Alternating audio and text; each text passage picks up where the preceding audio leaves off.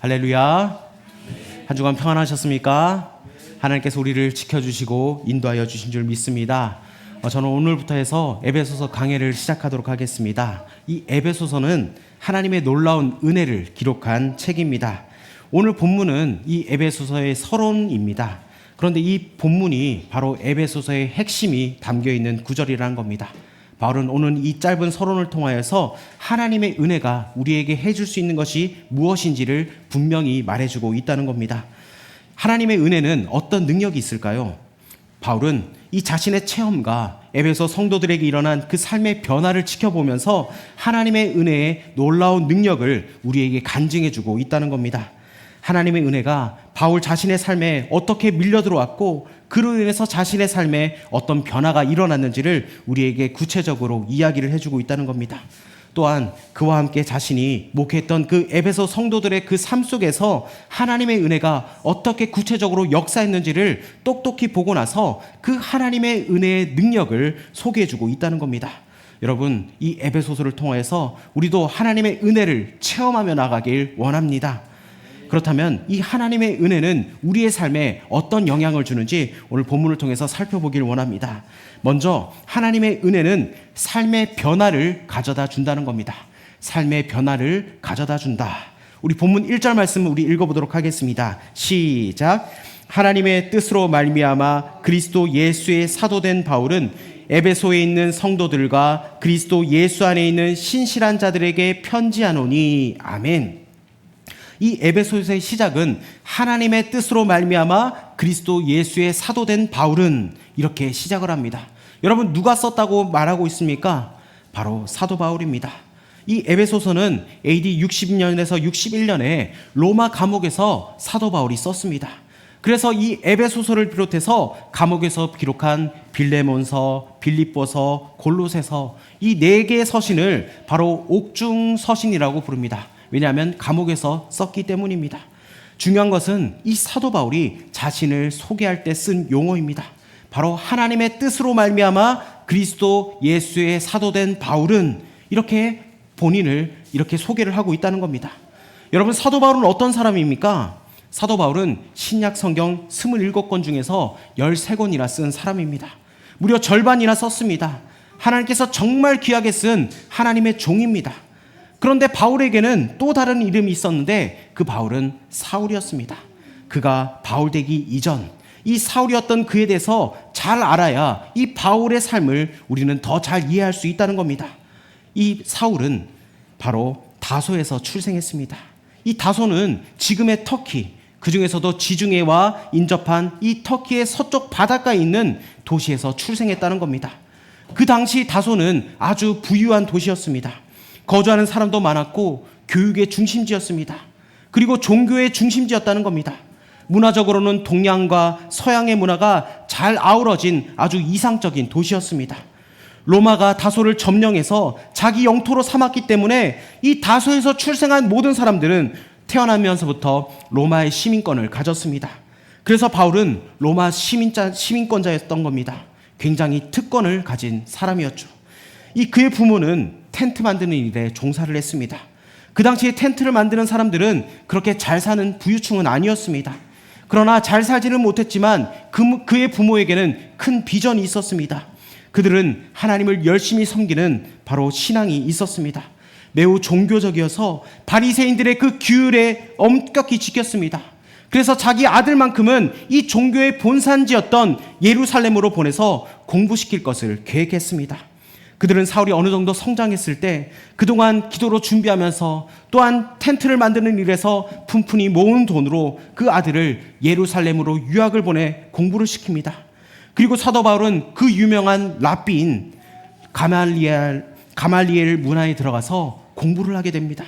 그래서 사도 바울은 하나님과 구약의 율법을 다 배우고 외워서 통달할 정도로 아주 전문가가 되었다는 겁니다. 우리는 그가 얼마나 종교적으로 완벽했는지 빌립보서 3장 4절에서 6절에 우리가 읽어보면 제가 읽어드리겠습니다. 그러나 나도 육체를 신뢰할 만하며 만일 누구든지 다른 이가 육체를 신뢰할 것이 있는 줄로 생각하면 나는 더욱 그러하리니 나는 8일 만에 할례를 받고 이스라엘 족속이요 베냐민 지파요 이방인 중에 히브리인이요 율법으로는 바리새인이요 열심으로는 교회를 박해하고 율법의 의로는 흠이 없는 자라. 이렇게 고백을 하고 있습니다. 왜 이런 이야기를 하냐면 사도 바울이 어떤 사람이 자기 자랑을 실컷 하는 겁니다. 우리 가문은 어떻고 우리 집안은 이렇게 살아서 정말 우리 집안은 대단한 집안이다. 그런 얘기를 하는 겁니다.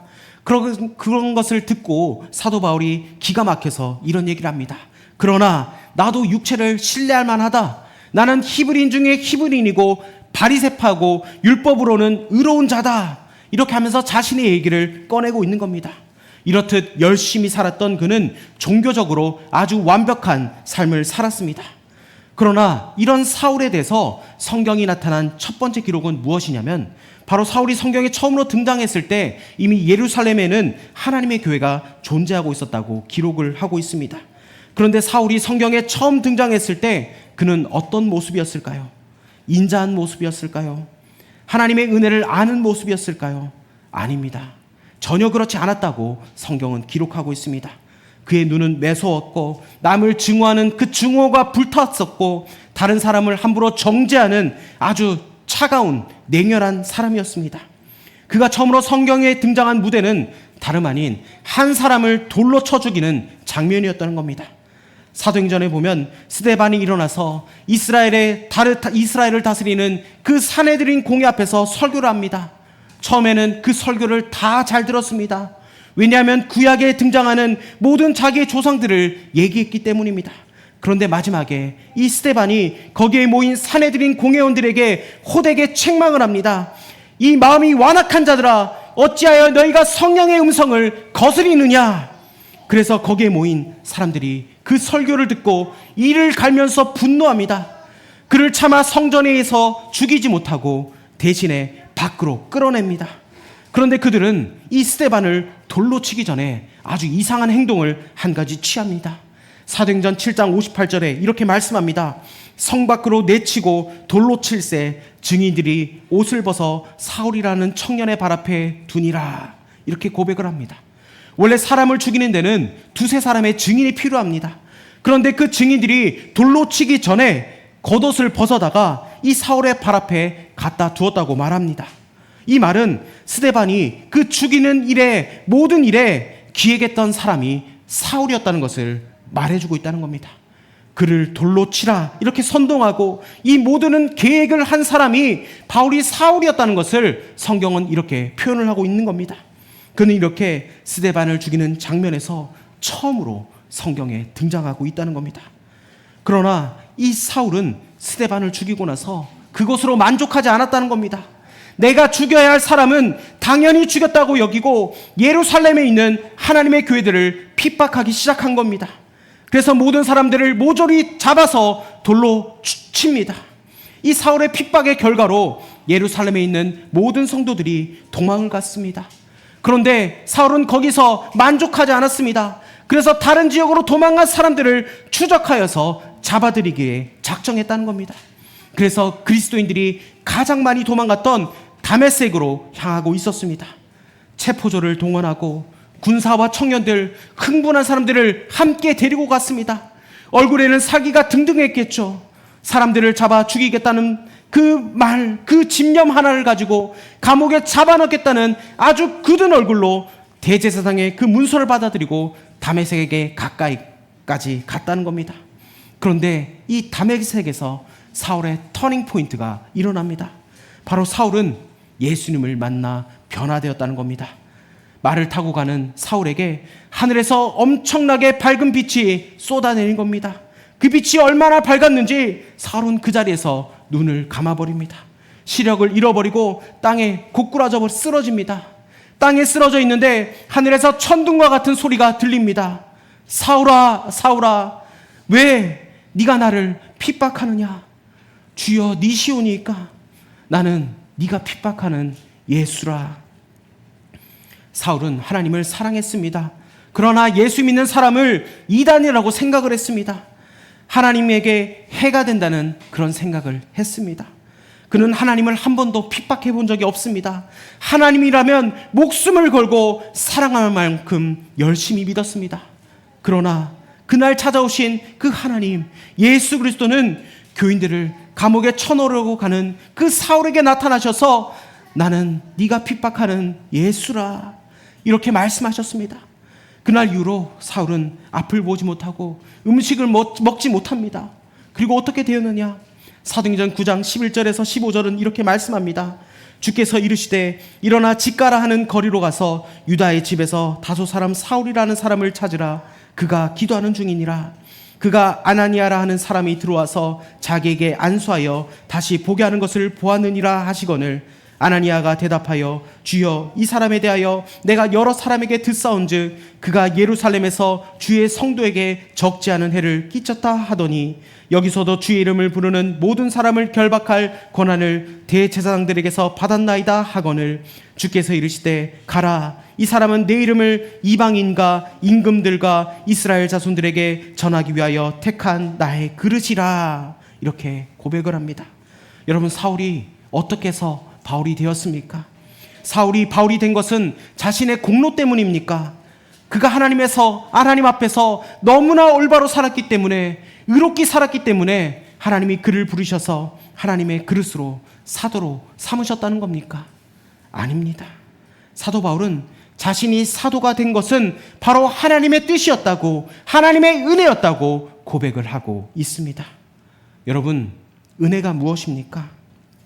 은혜는 받을 자격이 없는 자에게 베푸시는 하나님의 거저 주시는 호의라는 겁니다. 오늘 말씀에서 바울은 이것을 우리에게 간증하고 있다는 겁니다. 그의 삶에 나타난 삶의 변화가 바울에게만 가능한 것이 아니라는 겁니다.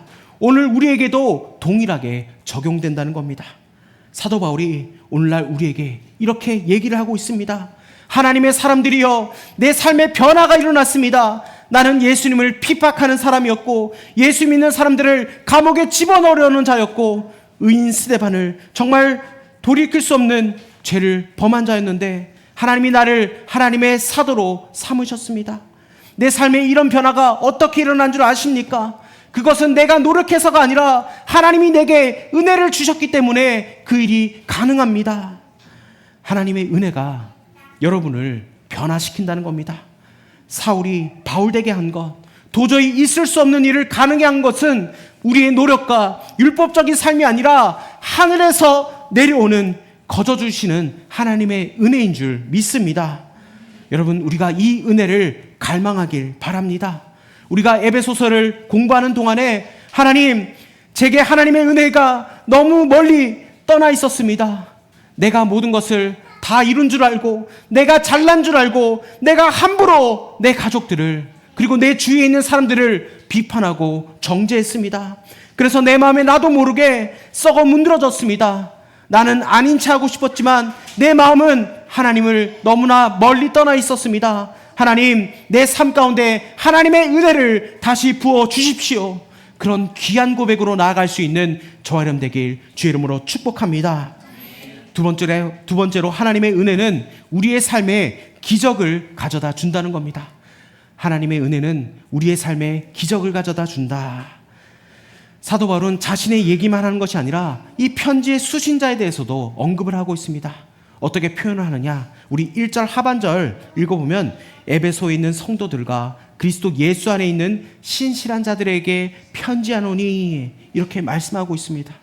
여러분 에베소라는 도시는 과연 어떤 도시입니까? 이 에베소라는 도시는 당시 소아시아의 수도이자 무역의 중심지였습니다. 이 에베소는 모든 종교의 중심지였다는 겁니다. 우리가 사도행전에서 살펴봤듯이 그곳에는 아주 큰 신전이 있었습니다. 우리가 아는 대로 세계 7대 불가사의 중에 하나인 바로 이 아데미 신전이 이곳에 존재했습니다.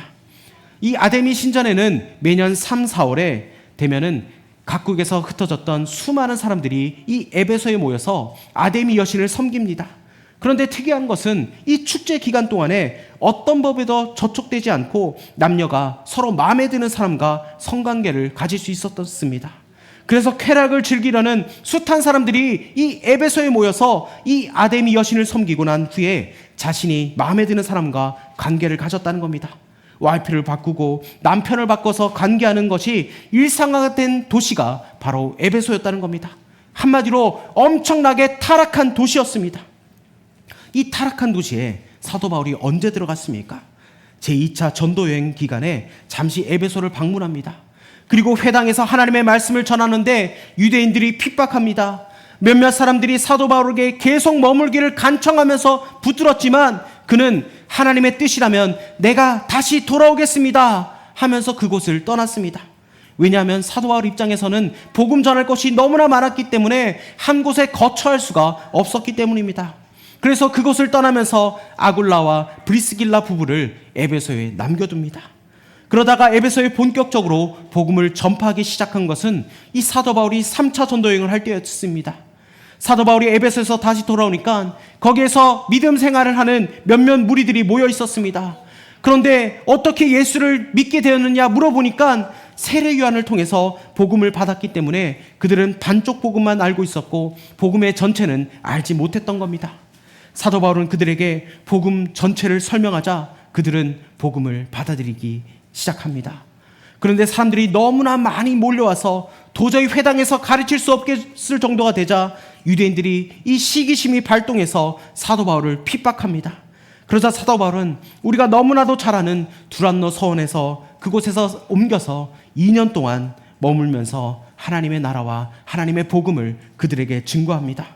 그 우상의 도시에 하나님의 복음이 얼마나 강력하게 전파되었냐 하면 수많은 사람들이 아데미 여신을 섬기던 일을 중단하고 당시 우상을 섬기던 사람들이 비싼 돈을 주고 샀던 그 부적과 책들을 다 가져와서 태워버린 겁니다.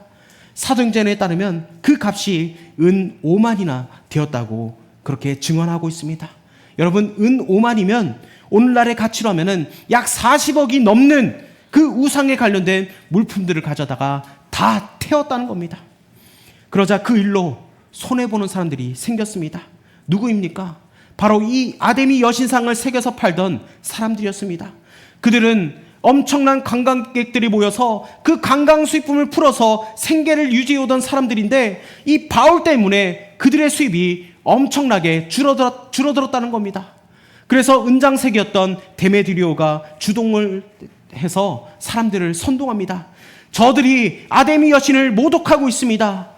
그 많은 사람들이 일어나서 이 에베소 도시가 들썩들썩할 정도로 데모를 일으킵니다. 아데미 여신은 위대하다. 그리스도인들이 이 아데미 여신을 모독하고 있다. 그리하여 수많은 사람들이 그리스도인들을 핍박하기 시작합니다.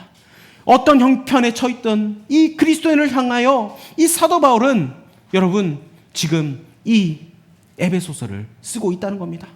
여러분 본문 1절과 2절을 우리 다시 한 번 더 읽어봅시다. 시작. 하나님의 뜻으로 말미암아 그리스도 예수의 사도된 바울은 에베소에 있는 성도들과 그리스도 예수 안에 있는 신실한 자들에게 편지하노니 하나님 우리 아버지와 주 예수 그리스도로부터 은혜와 평강이 너희에게 있을지어다. 아멘. 사도 바울은 두 가지 호칭으로 그들을 지금 부르고 있습니다. 무엇입니까? 성도와 신실한 자들입니다. 여러분, 성도라는 말은 우리가 흔히 듣는 말입니다. 영어로 하면 saint, 직역하면 성자입니다. 성경에서는 우리 예수 믿는 사람들이 모두 성자라고 합니다. 그런데 특별히 이 에베소에 있는 성도들과 이 에베소의 문화 사이에는 어떤 연관성이 있냐면 이 에베소라는 도시는 여러분 신앙생활을 하기가 유리한 곳이 아닙니다. 여러분, 음행이 들끓고 우상 숭배가 가득했던 이 쾌락계의 도시였고 예수 믿는 사람들을 핍박하는 신앙생활 하기가 아주 힘든 도시였는데 여러분, 에베소 교인들은 어떠했습니까? 아주 경건한 생활을 했다는 겁니다. 여러분, 성도라는 말은 부름을 받은 사람이다, 분리된 삶을 사는 사람이다, 이런 의미를 포함하고 있습니다. 그뿐만 아니라 이들은 하나님 앞에서 신실하게 신앙을 지켰다고 말씀하고 있습니다. 여러분, 이것이 바로 기적 아닙니까? 신앙생활을 도저히 할 수 없는 환경 속에서도 하나님 앞에 신실하게 신앙을 지켜나가는 것, 이것이 바로 하나님의 은혜로 살아가는 것이라는 겁니다. 여러분, 요즘은 교회 가지 말라고 이 초대교회처럼 핍박하는 사람이 누가 있습니까? 예배를 방해하는 사람이 어디 있습니까? 가라 해도 교회를 안 나오는 그런 판인데, 여러분, 위기가 없음에도 신앙생활하기가 이렇게 어려운 상황인데, 그 당시 에베소 교인들은 그 같은 고난 속에서도 하나님 앞에서 신실하게 산 것은 거의 기적에 가까운 일인 겁니다. 사도 바울은 이것을 말하고 싶었습니다. 그들이 그토록 어려운 환경 속에서도 자신들의 신앙을 꽃피울 수 있었던 이유가 무엇이냐? 바로 그리스도 예수 안에 있었기 때문이라는 겁니다. 그들이 이렇게 기적적인 생활을 할 수 있었던 것은 단 하나의 이유, 바로 그들이 예수 그리스도 안에서 거했기 때문입니다. 바로 예수님과 동행을 했기 때문이라는 겁니다. 여러분, 우리의 삶에도 하나님의 은혜는 예수 그리스도 안에 거할 때에 기적이 일어난다는 겁니다. 여러분, 세상이 아무리 어렵고 힘들다 할지라도 우리가 예수님 안에서 깊은 사귐을 누릴 때 여러분, 기적은 일어난다는 겁니다. 여러분, 하나님의 자녀는 하나님이 책임져 주십니다. 여러분, 하나님의 교회는 하나님이 책임져 주신다는 겁니다. 여러분, 2절에 하나님 우리 아버지와 주 예수 그리스도로부터 은혜와 평강이 너희에게 있을지어다, 이렇게 말씀하고 있습니다. 여러분, 오늘날 현대인들처럼 이 평강에 목말라는 사람들이 없다는 겁니다. 여러분, 과거에 비하면 우리의 삶의 여건이 얼마나 편해지고 풍부해졌습니까? 그런데 우리는 더 많은 스트레스를 받으며 살아간다는 겁니다. 먹는 것은 옛날에 비하면 훨씬 더 잘 먹고 생활은 그렇게 편해졌는데 사람들의 삶은 더 피폐해지고 있다는 겁니다. 여러분, 오늘날 정신적인 질병으로 고통받는 사람들이 얼마나 많습니까? 요즘 여러분 조금만 주위를 살펴보면 우울증 환자와 공황장애 환자들이 얼마나 많습니까? 여러분, 왜 그렇습니까? 그 마음속에 평안함이 없기 때문입니다. 여러분, 사도 바울은 우리에게 하나님의 은혜로 말미암은 하나님의 평강을 주기 위해서 이 에베소서를 썼다고 말씀하고 있습니다. 여러분, 여러분의 삶의 방향을 바꾸고 싶으십니까? 여러분의 삶의 변화가 일어나기를 소원하고 계십니까? 여러분의 삶 속에 하나님의 기적이 일어나길 원하십니까? 여러분의 마음속에 평강이 임하고 싶으십니까? 여러분, 우리 하나님의 은혜를 갈망합시다. 하나님의 은혜를 체험합시다. 여러분, 우리가 이 에베소서를 읽어가면서 하나님의 은혜는 이것이구나. 정말 내가 받을 수 없는 은혜를 주시는 분은 바로 하나님이구나. 내 삶의 주인은 하나님이시구나. 여러분, 그것을 더욱더 갈망하며 체험하며 나갈 수 있는 저 여러분 되길 원합니다. 그리하여 우리의 모든 삶 속에서 이 모든 것이 하나님의 은혜였구나, 그 고백을 할 수 있는 저 여러분 되길 주의 이름으로 축복합니다. 우리 시간 그 마음을 가지고 우리 이 찬양으로 결단하며 나아가길 원합니다. 여러분, 하나님의 은혜는 받을 자격이 없는 자에게 베풀어 주시는 하나님의 호의입니다. 우리가 이 찬양을 부르시면서 하나님의 은혜를 더욱더 갈망합시다.